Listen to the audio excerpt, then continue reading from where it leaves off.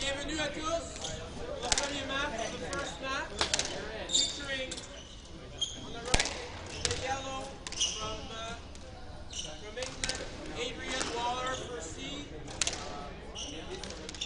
and Mr. Hanson from the US on the left. It's pretty rare, assez rare qu'on voit deux gauchers un contre l'autre. Donc ça va se passer pas mal plus d'un côté que de l'autre. Alors le prochain match sur l'autre terrain, vous pourrez vous déplacer, commence à 6 heures, mais il y a deux matchs ici, deux matchs sur l'autre terrain. Bon squash!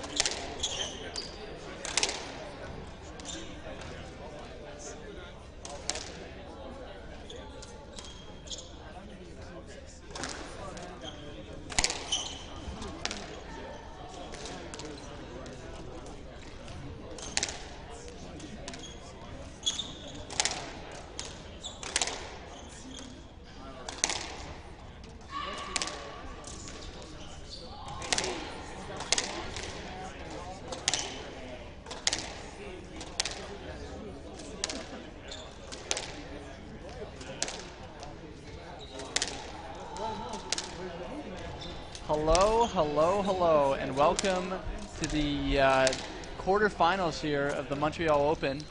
We have Adrian Waller and Chris Hanson for you tonight playing in our first quarterfinal. Adrian Waller in the bright yellow shirt, seeded number 1, strong lefty. And Chris Hanson on the right side of your picture in the black, also a lefty, which should be interesting. And it should be a good match tonight. I'm really excited for this one. I'm lucky to be joined again today by everyone's favorite dude, Tash Reddy. How's it going, Tash? Oh, good to be back. Looking forward to this match. Ready? Yeah. Oh, well, born ready. Never said that joke before, but yeah. Still works. Exactly. Well, I think we know what question I'm going to ask Tash here. Who's going to win this one? I mean, Waller's looking really strong yesterday, and that's my money on him. I don't know. I think I'll be. I think 3-1. I think Hanson's going to put up a good fight. Yeah, I think so. I'm going to go out on a limb and say there's going to be a couple of tie breaks. Oh, okay. But I think Waller's going to win. Just with experience and I think because I'm just like I've seen Waller play enough at the top of the tree. He is spectacular. He's got the experience, right? Like he's a winner. That being said, I did watch Chris Hanson play yesterday against Camacho. Did you see any of that match? I watched a bit of that, and Hanson was just so solid. I mean, it was, I like Camacho's style, but Hanson just had a bit too much. That's what I kind of thought. I kind of thought that just like Hanson's movement made it really tough for Camacho to get in.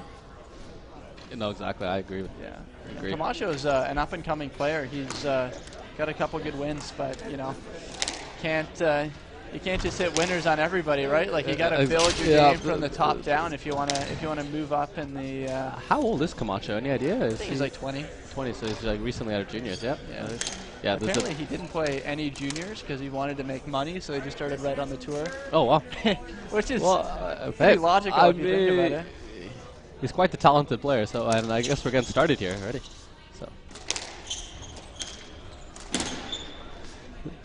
So I guess we have Pranav Sharma here correcting me and thinks Chris Hanson's going to win 3-1.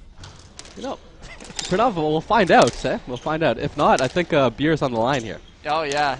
And I think I'm seeing another comment here that says Tash and his buddy George could take anybody in this tournament, so we'll have to get them on court after. And maybe in doubles. I'd be happy to commentate on that one. Hardball doubles, maybe. Definitely not in the singles. So Waller started us off here with a quick point.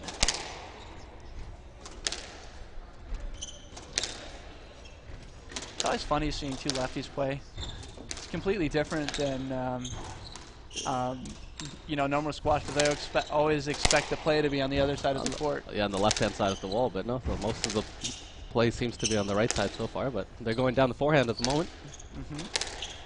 Very tight.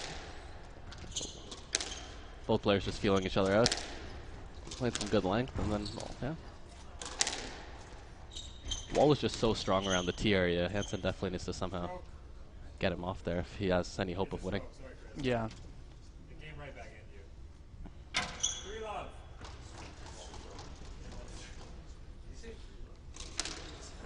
And what I like about Waller's game, too, is he appeals to his strengths a lot. He's a big guy, So if you're a big guy, you have a big reach, so you volley a lot. And it's very, very tactical the way he plays. And his volley quality is just amazing, too. But he's also, at the same token, for being such a tall guy, he's a very clean mover. Oh, yeah. And the couple games I've watched him play, I haven't seen many interference around the middle of the court, which is... No, he'll have his issues with the ref, but... it's not because of his movement, for sure. He's definitely moves well for a big guy. No, yeah, exactly. A couple of matches this year with Declan James have been ridiculous that I've watched, where it's just I think like 16-14 in the fifth, like 100 minutes long, just ridiculous. He's a really fit guy. And fun fact, he also owns one of the longest matches of all time on the PSA World Tour.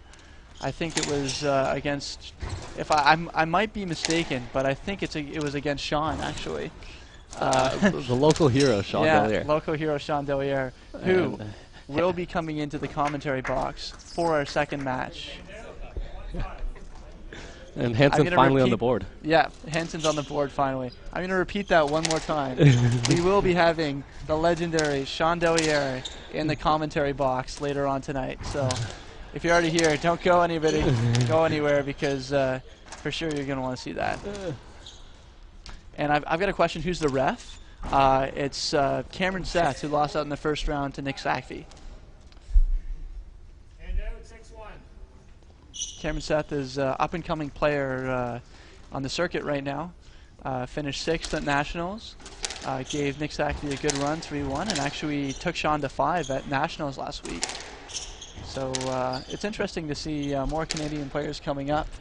Oh, definitely. It's great to see them coming up. And, yeah, had 2 of them play in the first round, Nick and Cam. And Cam definitely gave Nick Sackvey a bit of a run, but yeah. Unfortunately, now he has to ref. Yeah, just punishment for not winning. You ever play Cam when you're coming up? In juniors, yeah, a couple times in juniors. Yeah, Cam was always quite good, very attritional, and always pace was quite high. I mean, he was a bit younger than me at the time, but you got the win? Yeah, I mean, does it count when you're 14? I don't know. I don't know if we're still counting it those. Always counts. A couple of juniors in this club, I've gotten wins over that. I'm going to hold over them for the rest of their lives. Yeah, I'm definitely not hopping on the court with him anytime soon. Exactly. That's for sure. You got to get that win when they're super young and then just hold it over them for years. Yeah. Oh, that's a great get. Waller being honest Waller's there. conceded. Okay, very honest of Waller. But Waller's looking really strong. Yeah, he's looking very comfortable at the moment. Even though he's lost a couple points, he never really looked out of his depth. So he's. Yeah, what I'm seeing is just he's flowing. He sort of knows what he has to do to win this, and he's not. It's what we were talking about last night. He's not doing anything particularly special, but he's just finding his form, finding his length, working himself in, lobbing really well, which is really important on these courts. These courts specifically. And when you said not doing anything special, that's not to say he can't do anything special, it's that he doesn't need to at the moment. Yeah. Right? And he knows that. He's in the driver's seat right now, and Hanson's fighting the catch up here. And you can see that Hanson is definitely the one who's doing the more severe movements to the front of the court. And what a great shot by Hanson, that backhand volley drop. Yeah, but you know, it has to be that good, right? Oh, definitely. And he was behind, he was a little behind Waller when he played that shot too, which is indicative of where he's having to shoot from in this match. No, exactly. See, and there's so much pressure here. Big movements. Waller just standing right at that tee line. Hanson put in a lot of pressure, and Hanson hit a good shot. He's got a wingspan like an albatross. That's for sure. Does he have a nickname on the PSA World Tour? I don't think he does. He could be the albatross. I think we'll leave that up to Joey on tour to give the nickname. So I'm not going to pretend like I have the creativity of those two. Oh man. So we got a question here from Pierre Campo. Maybe I said that wrong. What do I think about having players reffing versus certified refs? It's actually a really good question. And I've been had a good conversation with the head of the tournament, Yvon Provencal, today about that. And basically, his logic was if the players don't like the way they're being reffed, then they just have to do a better job. And it's a lot easier to handle that sort of situation with players rather than with Squash Quebec refs who don't have maybe as much experience as the refs as on the that ref the big matches on the top event in the World Tour. But you know, that's just my opinion, and I'm sure probably get some refs tuning in telling me why it's better to have certified refs. I think here. there's pros and cons, and the interesting thing about having the players reffing is that a lot of the times you'll see the players in the match get a bit tense up from a bad call, but because there's a player reffing, they also have that certain mutual respect that they've both been in the same position before. Whereas with certified refs, maybe they're making the right call, but because the certified ref hasn't played at that level that these players are, then maybe there's a bit of a misunderstanding there. So but like I said, maybe it's the right call, maybe it's the wrong call, but then there's also that both the players and the referee players have been in the exact same position as each other. So. And while we've been talking about reffing, Waller's getting himself a 10-4 lead here. just absolutely brutal squash. Some of those volleys short have just been fantastic. Yeah, Waller's coasting at the moment, yeah. Looking like the real deal right now. What do you think? Can he take the tournament? I mean, if he's playing like this, I don't see why not. I mean, he's the favorite at the moment, and he's playing like the favorite. And two of his biggest challengers for the title, Karim El-Hamami and Yusuf Ibrahim, have both gone out in the first round incredibly. The number 3 and 4 seed, which is unheard of in at least in this tournament for the last couple of years I've seen. I've never seen so many top seeds go out in the second round. Yep. I think a lot of that was also maybe the courts are a bit different. They had a bye in the first round, so they were playing their first round match was in the second round, and the other guys came through a solid match before, so they were used to the courts. That could have played a part, so I'm not sure, but Waller takes the match.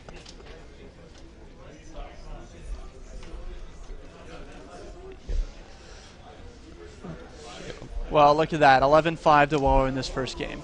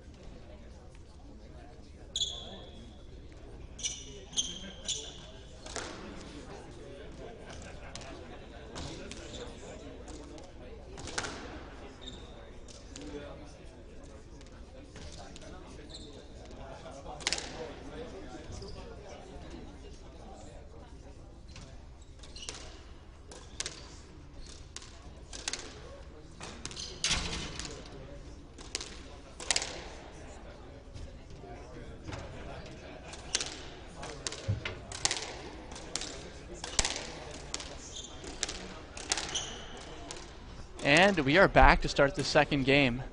Waller looking really strong here. So now the question is whether Chris can, change things up, come in with a new strategy, maybe make this a little more physical, make the big Waller move around. He's incredibly fit. He's a really fit player, but even the most fit big men struggle when they get moved around a lot. It's just a matter of physiology that a smaller guy will get tired after a big man. So, we'll see how this goes. Couple lets to start off. That's okay. Yeah. Want to give a quick shout out to Toby here, who's doing all the transitions, all the lets that you see on the screen are all him, and he didn't even know the rules of squash until yesterday, so he's learning fast. So good for him. Also, if you have any questions about the squash, about me, about Tash, about anything in our lives, anything about Quebec squash, really anything, we're here to talk, so tune in. Oh, this is a great rally here. Really physical.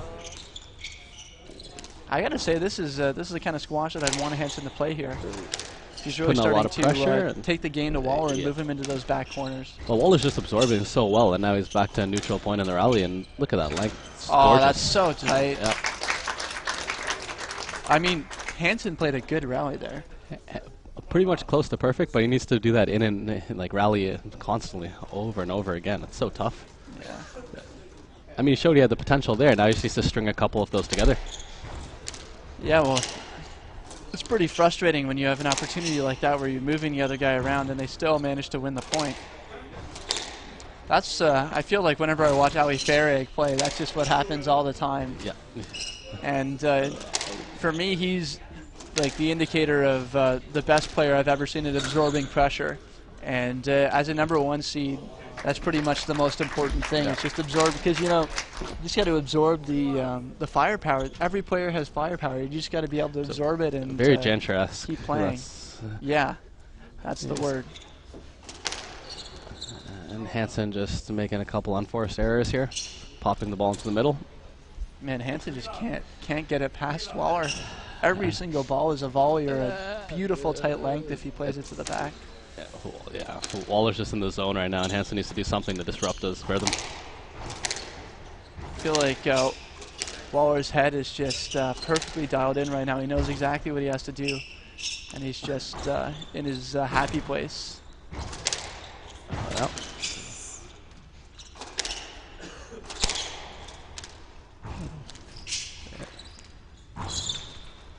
Nice exchange in the front right there. And wow, great lob. Hanson's a really heavy mover, isn't he? These courts are nice and soft in the knees, I find. So this is Hanson will be enjoying them if that's. Yeah. And that's a great point. That's a great shot. And that's the type of quality he's going to need to take points off Waller. Consistently too. Yeah, consistently, exactly.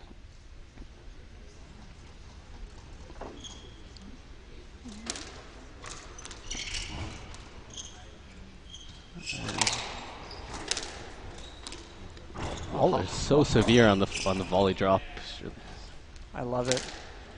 And when he's doing really well too, he's fading into the wall, and the walls in this court is so grippy that they keep the ball so short if you can get into the wall right at the front. Oh, I think he might have clipped it in there actually, as I said he's so severe. I'm not sure what happened. Yeah, I must have missed that. Of course, we as commentators never miss anything. So Never. I'm sure they're the ones who are wrong. That would be a stroke, yeah.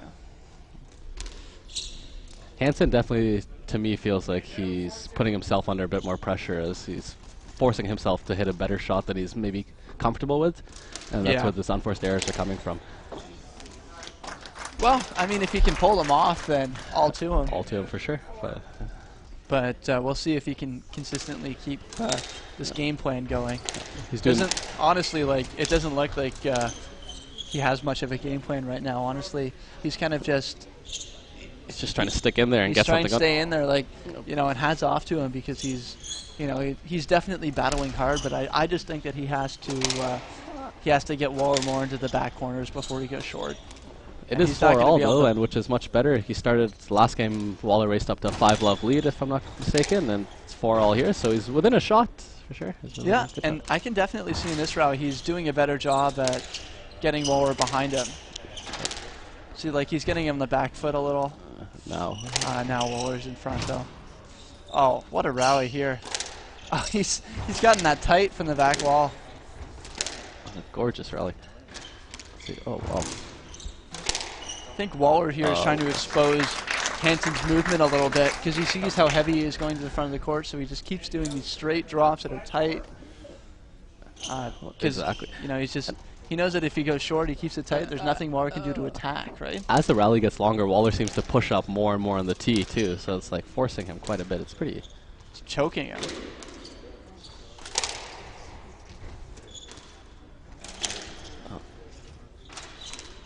Oh. How many of those has he hit in this game without an error? Consistent. I think that's the difference. Both of these guys have an amazing game, but Waller's just been slightly more consistent at the moment.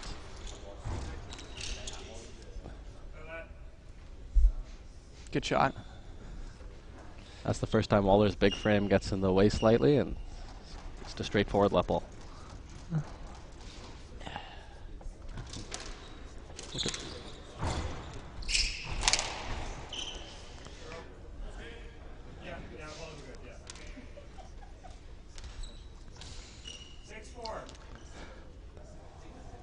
Hanson's tried to go twice from the backhand front straight and gone called for the stroke, so either he needs to time that up or change his shot choice. I think Waller knows that Hanson feels choked at the front of the court, and that's maybe one of the reasons that he's going short so much. Beautiful shot, little flick cross court. You play that shot all the time, don't you, Taj? Nowhere as close as good as these guys, that's for sure.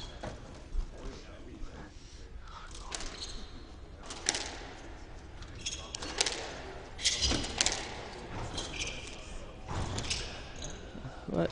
Oh. both these players using a bit of height to get to the backcourt, but as soon as the ball gets into that volley zone for Waller, which that volley zone's quite big.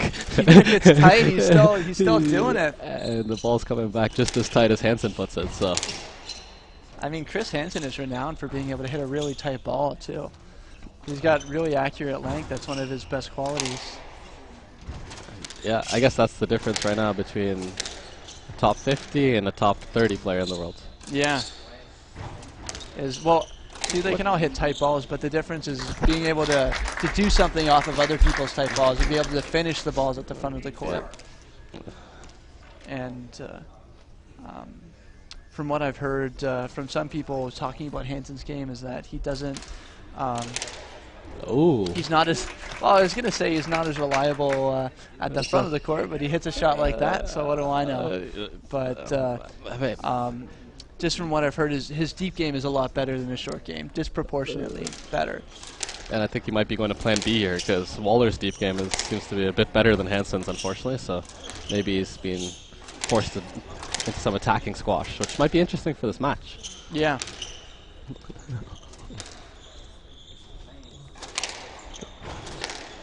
It's a good shot, straightening it up.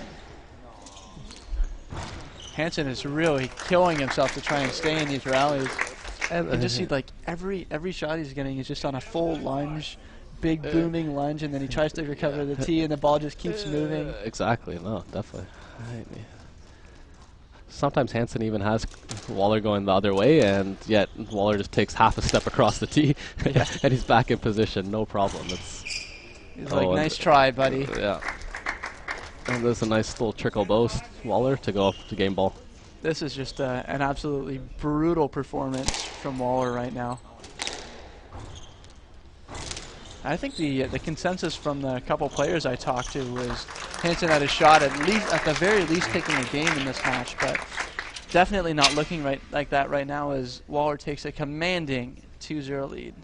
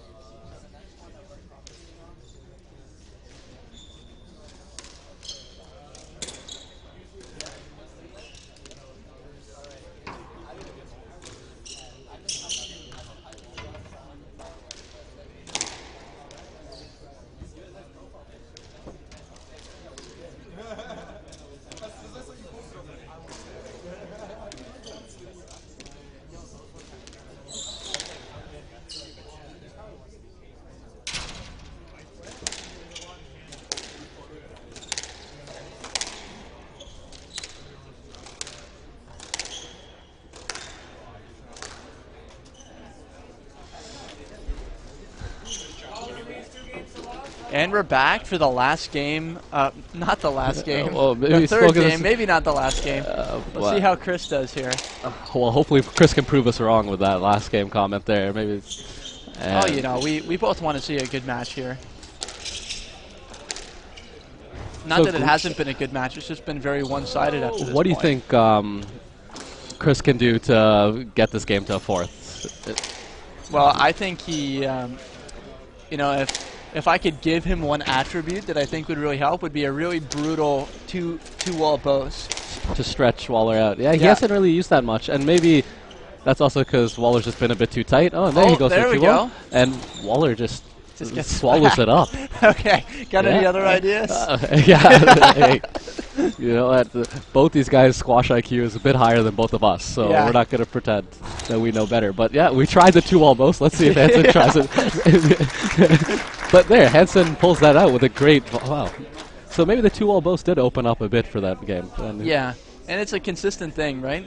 I think the answer to your question is if he can move Waller consistently to the front and get that movement stop-start, maybe hold him a little bit, that's when he's going to start seeing results. Because when you see Ali Ferre play someone like Diego Elias, that's when the movement gets cut off because so many good holds, good stops, and then he can't flow the same way that he'd like to.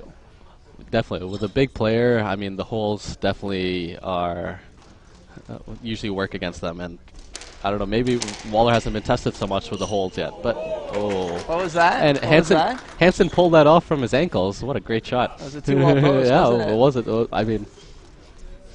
Maybe I should be coaching. Yeah. Well, let's see if Hanson's clued in and tries to use it a bit more. And, yeah, well, Waller with the first unforced error of the whole match, I think, from his side. Well, if Hanson can pull off this match using a 2-wall boast, I think he owes me a beer. Sure. I think so, too. Well, let's see. He has a nice lead here. Let's see if he can capitalize on it. I mean, he has to, right? Like, he's got to go for broke here. He's got nothing to lose being 2-0 down to the higher seed, you know? This is when you really see a player's character, is whether they can fight back. Yep. And with the ball softening up and changing after the last 2 games, I mean, a couple more of the front court shots open up. So let's see if they can make use of that as well.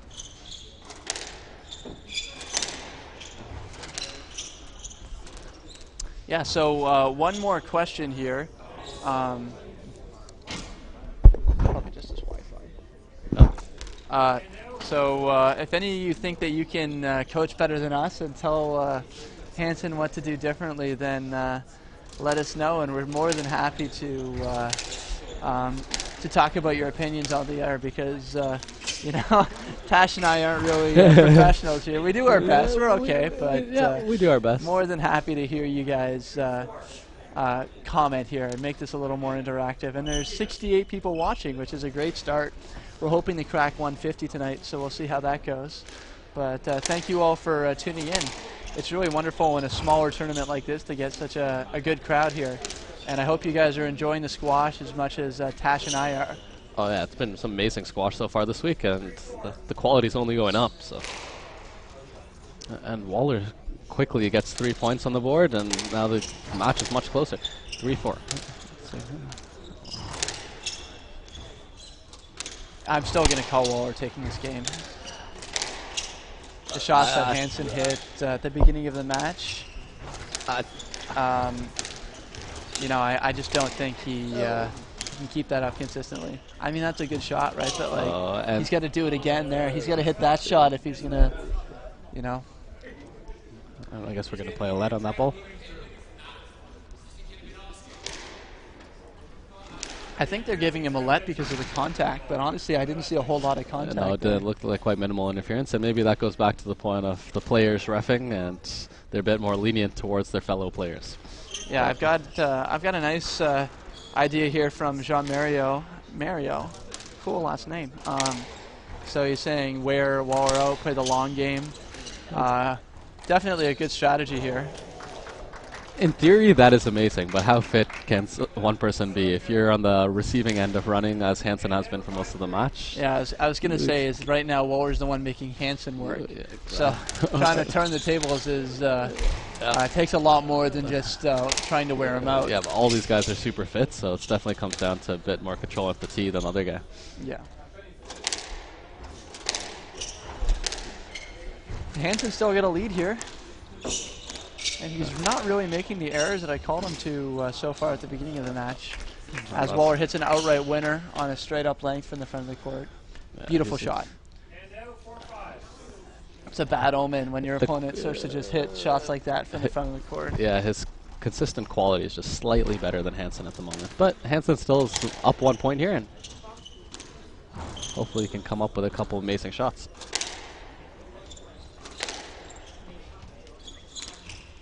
Oh.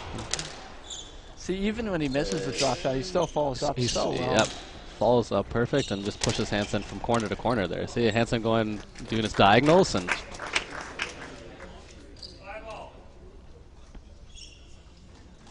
now we're tied up 5-all. Yeah.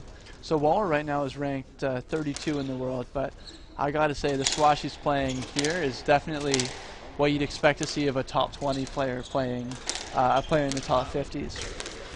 Just very consistent, you know. And I've watched Waller for a long time, and I've seen him definitely play above his ranking on many occasions. It's just the consistency for him. He doesn't always show up to a tournament and play like this. When he's in the zen mood where he's just, you know, not interacting with the ref and just playing a squash, he's a fantastic player. But when he's interacting with the ref a little more and losing his head, that's when this sort of zen, happy place performance where he's moving like an all-star is just a little disrupted, you know?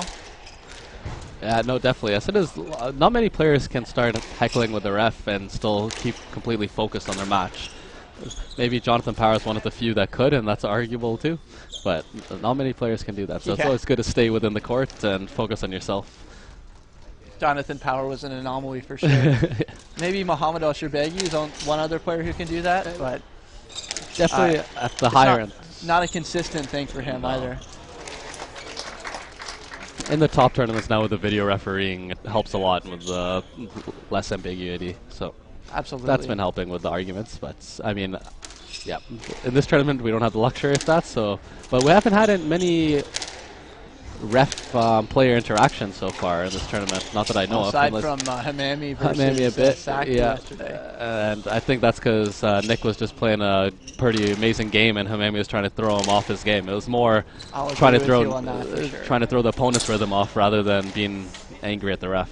And you know, sometimes it's a strategy, and these players are very experienced. And you know, if gameplay doesn't work, gamesmanship is another option. Yep, it's and definitely. Speaking of gamesmanship, just telling you guys again that we'll have Sean Dellier into the commentary box later on today, and I know you guys are super excited about that.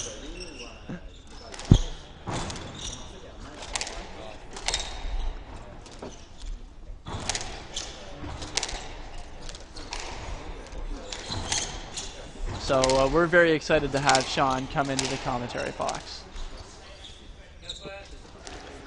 We're getting to the business end of this third game, 6-all, and in the second game it was 5-all, and Waller just pulled 6 points in a row, I believe. So let's see if Chris can hang on here and make it a bit tighter towards the end. Oof.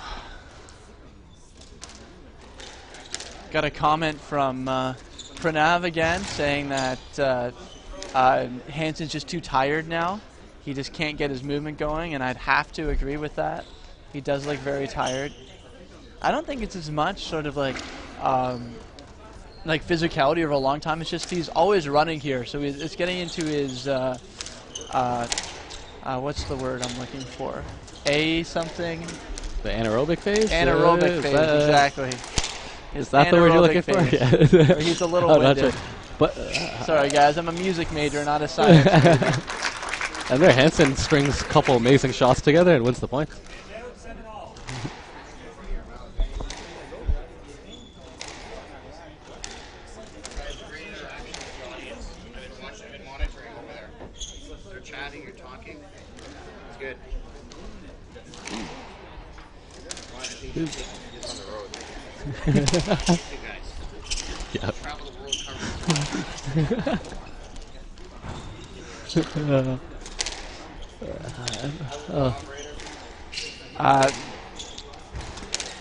You know, you gotta shout out the effort from Chris Hanson here. He's really putting everything into it as you'd expect from a professional like Hanson.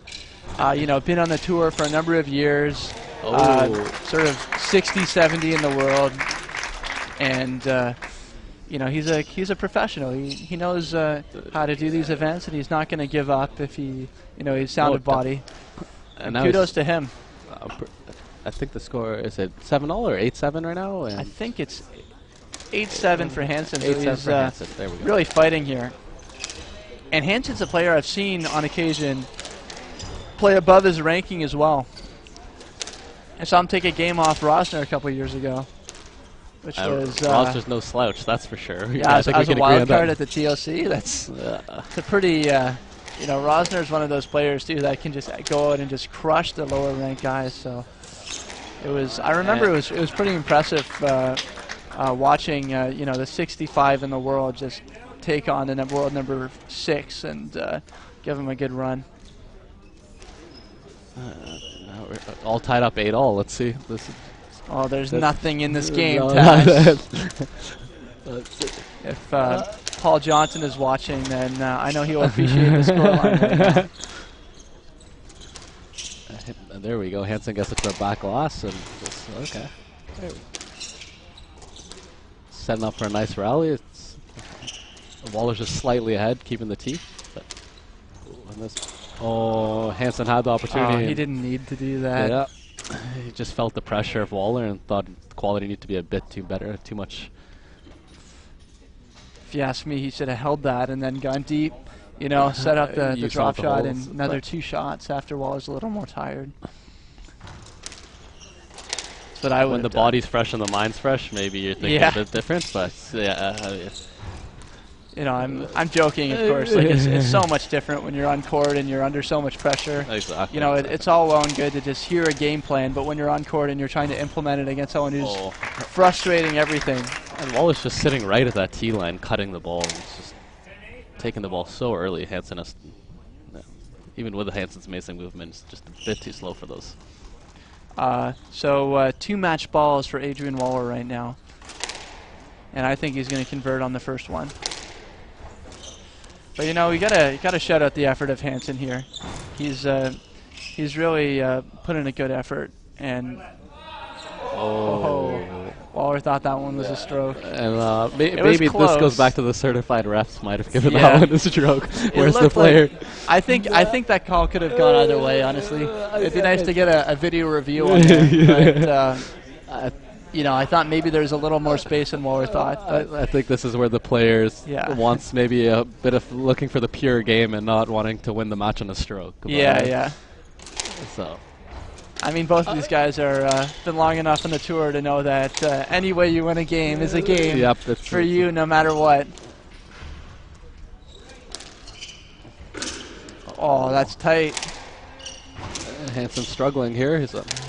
That's a great retrieval from Hanson staying in this. And Hanson pulls Waller pulls not the through. best way to win a match, but it's been a really fun one to watch here. Hanson just overpowered by Waller. And that'll be it for us for a little bit. You can still watch streaming without commentary on the match to follow this one, but we'll be back with Victor Kruin versus Arturo Salazar with, drumroll please, Sean Delier in the commentary box. I'm going to say that one more time. Sean Delier will be joining me in the commentary box. So we really don't know what's going to happen with that, but I'm excited.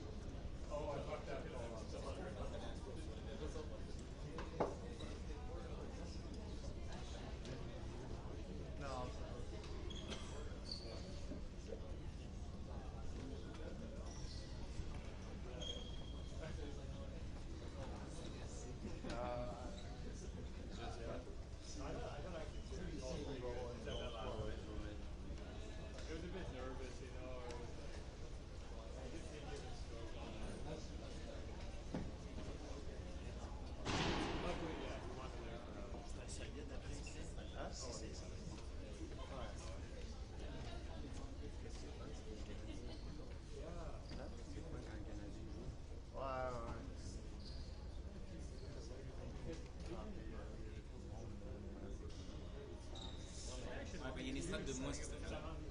Il y a une estrade de moins, il y a moins de place. C'est parce que ça fait une soirée longue avant. Mais l'année passée, c'était comme ça, non? Ben, l'année passée, il avait fait les quarts sur un seul terrain. Cette année, il a décidé quand même de faire les quarts sur deux. Demain, ça va être sur un seul terrain. Mais à 4 matchs, ils sont tous longs. Ça commence à faire tard la soirée. C'est un problème. Déjà, hier soir, ça a fini tard. Mais c'était pourtant sur deux terrains. Quand le terrain est... Ah non, c'est vrai, parce que le match était... C'est ça, il a fait un décalage d'une demi-heure. Ça, aujourd'hui, pour permettre aux gens. Lui, il est dans quelques minutes. Là. Il est 6h30 normalement.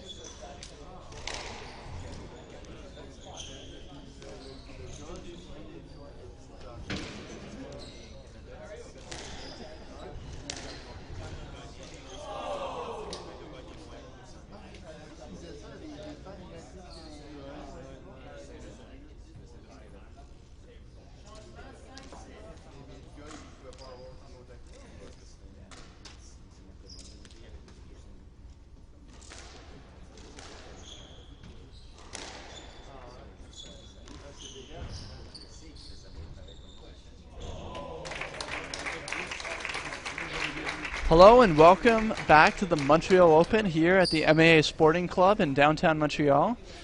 This next match is one I'm really excited about. We got Victor Crouin from France, the number 8 seed, playing Arturo Salazar of Mexico, the number 2 seed. And both of these players are very good very good movers, very dynamic, very fast, and with a lot of exciting shots. So I think this is the making of a really good match. So unfortunately, Sean Dellier is currently reffing. I know, guys, I'm as disappointed as you. Hopefully we can get him in a little later. That'd be really nice. But for now, we have the very talented Joel Vega joining me. Joel, how you doing? Doing pretty good, you know, being a prodigy junior player.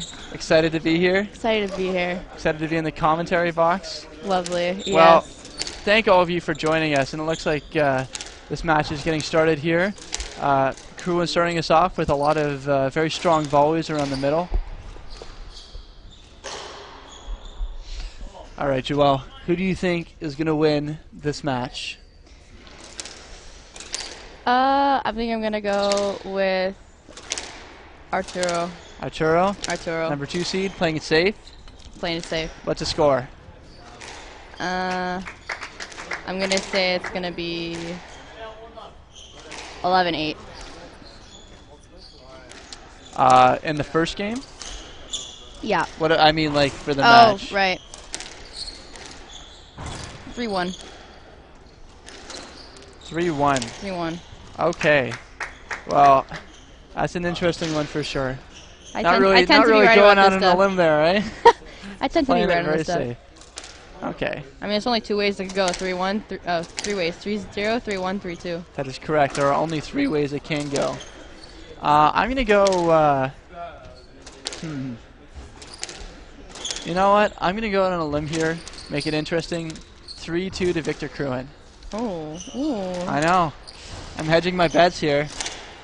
What are we betting? What are we betting? I'm not betting anything. I'm playing it safe. But yeah, no, this, I mean, it's a dynamic start here, right? These guys are both great movers, and we're really seeing that here. What I'm seeing a lot in the beginning of this match is a lot of volleys. Yeah. But a lot of them are accurate, too. They're tight against the wall. And both of these guys are just fighting for that tee. I think they know that this match is going to be decided by who can claim that tee and who can stay in the middle of the court. Yeah, whoever has that tee is definitely going to take advantage. That's a shot of the day. That's a shot of the day right there from Crouin, and he's broken his string doing that one. Don't look at this. This is lagging. Look at that. So he's smashed the ball into the forehand nick and then walked away with a broken racket string. So if that's what he can do with a broken racket string, imagine what he can do with a full-on racket, right, Joel? Yeah. Probably pretty good. A bit better. Yeah? A bit better. You're talking a pretty strong game here, Joel. If I remember correctly, I won our last match 3-0. You know what? I'm injured, so that's my excuse. You're always injured. I'm a little cripple. Okay. Well, anyway, for those of you who are tuning in on the chat, feel free to comment and let your opinions be known. And if you want to say anything about the squash or about our personal lives or just anything really that you want to talk about, more than happy to bring it to a discussion. And thanks so much to all of you for tuning in. Yeah, greatly appreciated for all the support you're showing here. Oof. That's tight. Looks like Arturo is finding his form a little bit here after a tough start. If only breakdancing were this interesting. If only the Olympic Committee knew what they were talking about. Yeah.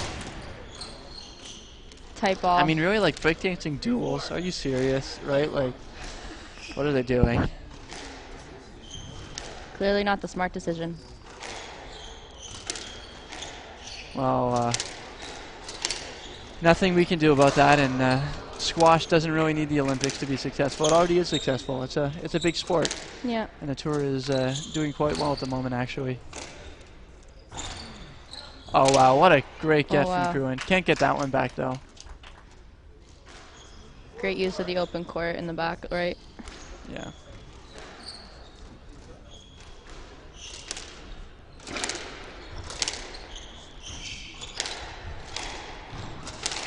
Seeing a lot of action down the forehand side here. Both of these guys feeling very comfortable going straight down the forehand side, which is something you don't see a lot at this level. No. Usually lots of cross courts from the forehand side. Yeah, definitely. Right so there, that let definitely looked like a stroke. Yeah, I was pretty sure that was a stroke. It's interesting that Arturo was arguing that it was even a let there. I think we're going to be seeing more of that from him. Definitely is an important match. Really went for that on the forehand side, Kruin. Nice and tight ball, good receive. I'm just loving Kruin's movement here. So good. I would literally cut off my left arm to be able to move like that. All right, we're going a little bit extreme here. I'd also be lighter because the left arm weighs about 20 pounds. So it'd be a lot easier for me to move around as well. So my movement would be I feel like you'll still need that arm for balance. That much better. I feel like you'll still need that arm for balance. I don't need that arm for anything. All right, we'll keep talking when that arm's I'll cut it gone. off and then we'll talk. Yeah. All right, back to the squash. Arturo is taking the lead here. Don't worry, guys. I'm not actually going to cut off my arm. I don't think anyone thought you were serious. Oof. Risky shot from the back. Well, it was there to be taken, but... Yeah, Victor already saw it coming, though. Yeah, he did. 5-all.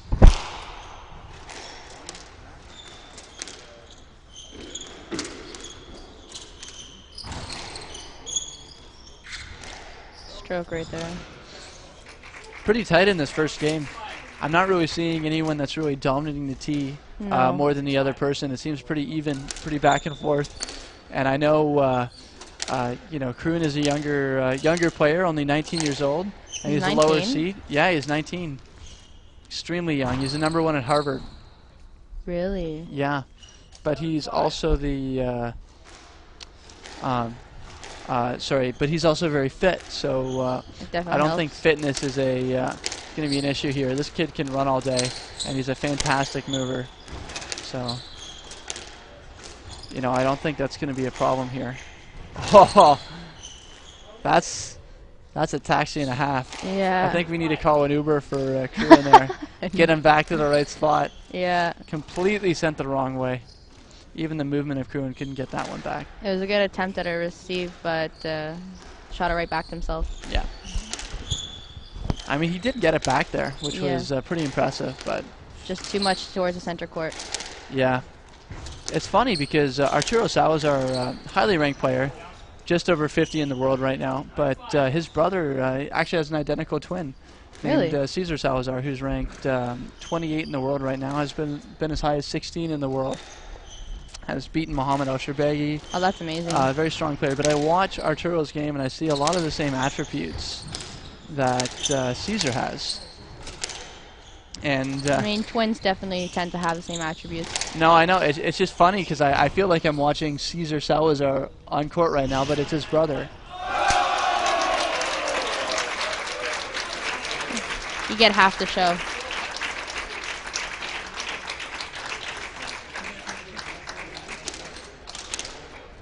Oh, great shot from Kruin there, smashing that into the cross-court neck. But Joel, that was a pretty poor serve. Yeah. Definitely could have made that better. Reminds me a little bit of my backhand volley into the neck, the one that you really like. Yeah. Yeah. My favorite. I could definitely live without it. That's a fantastic shot from Arturo, though. Getting that cross-court off of a tight ball. And he's given himself 4 games balls in this first game. Can he convert the first time? Joao. Let's see. I'll sit back and watch. Being really cagey today. You're not giving me a lot of straight up answers.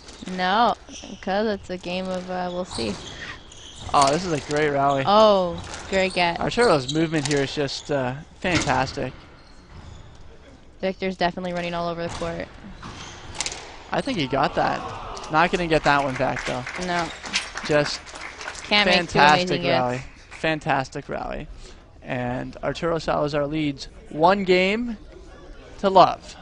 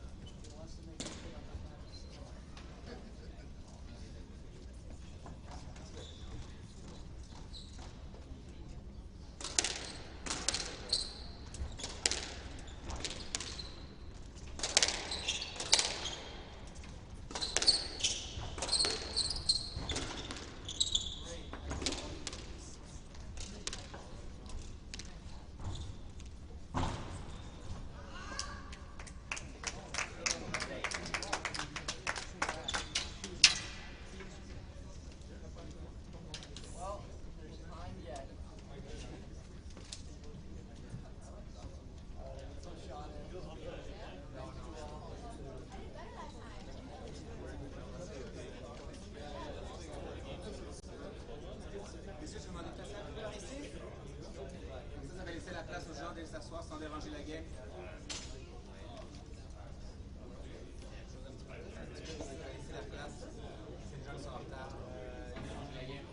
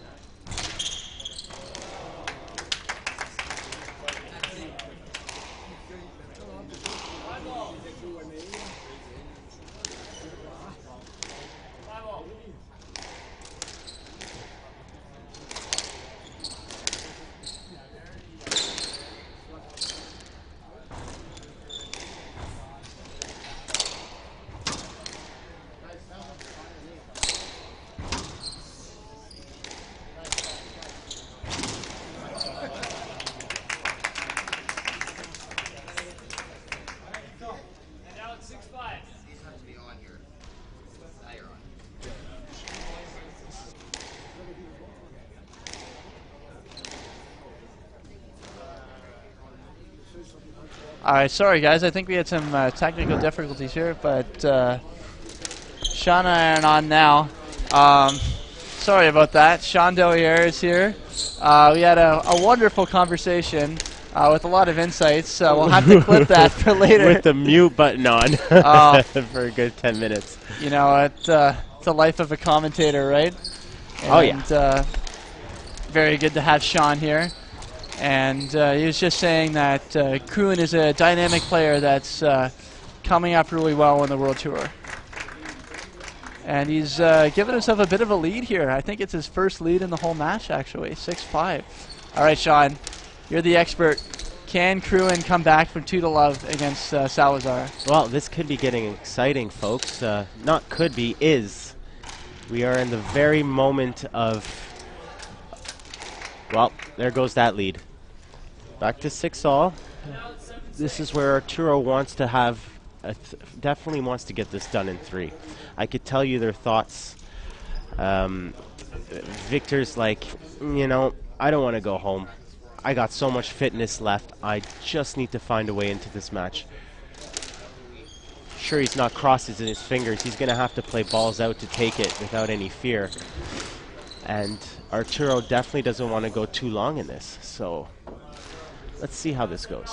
It's very cat and mouse right now. I'm seeing just a lot of very tight, straight balls going to the back of the court here. And looks to me like Kruin's finally putting his imprint on this match a little bit more. Because, as you said, Arturo would rather not play a lot of straight balls in a row, right? He's more of a dynamic player who likes a more up and down rally. Probably cross and reversed rally. Yeah, yeah. Versus the up and down. A lot of hold and flick as well. Oh yeah, he's got that flickety-wickety stuff. Oh yeah. Last second twists and that's probably what's been keeping Kruin guessing. And they'll say Kruin's sort of an attritional player, but seems to have a lot of stuff going on as well. Yeah, I was impressed with his boast yesterday. Ah, his boast got me. Almost bloody well broke my body in two. Oh, wow. This is an incredible rally, Sean. Oh, he got it back. Look at this. It's got to be one of the rallies of the tournament right here. What a lob. So this is exciting as it can be. Great work being done here. Look at this. Incredible. All lengths of the rally, full usage.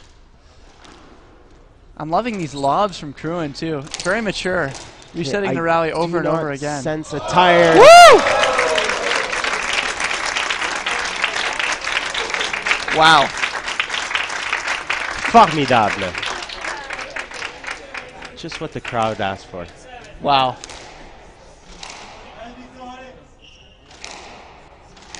This is going to be the reset here where Arturo's saying to himself, I'm not far from the end here. So with that kind of rally, that's definitely got to be a confidence booster from Kruin, right? To go through that much physical distress at this point in the game. And if that was one of those critical, they'll go through a couple, I'm sure. That will give Kruin that little bit of extra boost here in Montreal. So, Sean, I went on a limb at the beginning of this match, and I gave Kruin the win in 5. So I'm really hoping he can come back and take this one and preserve my perfect betting record on PSA events here. But he's looking good here, isn't he? He's starting to get there. You have a good record at the guess? Oh, I have a great record. Or did you just say you have like a... I'm kidding. I don't have a perfect. I don't have a perfect record. But I do pretty well. Well, that would be impressive because so yeah, far I wish I had a it's perfect still record. a long ways away. I'm sure there's a few guesses at home for our streamliners there enjoying this at on the comfiness of their club or house, wherever you guys are, the big screen. I hope you're enjoying yourself. Yeah, hopefully you guys have got a real big screen here. All the better to enjoy this fantastic squash. Yeah, so what I like there is that Victor is going in on the backhand side and initiating the volleys and taking control of that side. So that's what I was told as well, is that the backhand around that area is a strong suit. If it's well known. Oof, what's that going to come across as a stroke? Yeah. Oof. What do you think about that call? It is definitely not a tight length. Definitely not tight. So if he got his racket up on time, because it had almost passed behind him. Yeah, it'd be nice to see that one on video replay again and get another look at it. But Kruin did not need that error. In that hands, Salazar, his first match ball of this match. Can he convert it first time? Let's see.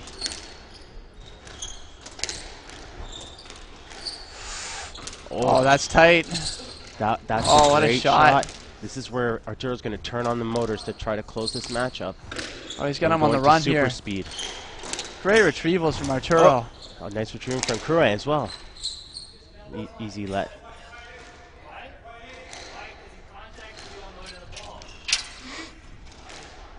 It's a let, right? Probably a good choice to Kruin with the little foot contact there. Yeah.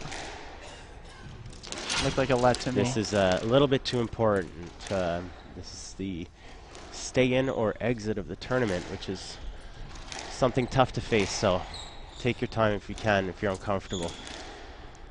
I think this is really where we see Kruin's character as a player too, is these crucial moments when he's down one match ball in a very close match that he could come back at. He's been playing much better squash this third game. And I think for the squash purist perspective, it would be definitely make this more interesting to take this game. Wow, wow, wow. Yeah, he's challenged right there to actually go for the attack. He is controlling that backhand side really beautifully. That's a great backhand drop, too. I love the technique on that. It's very fluid.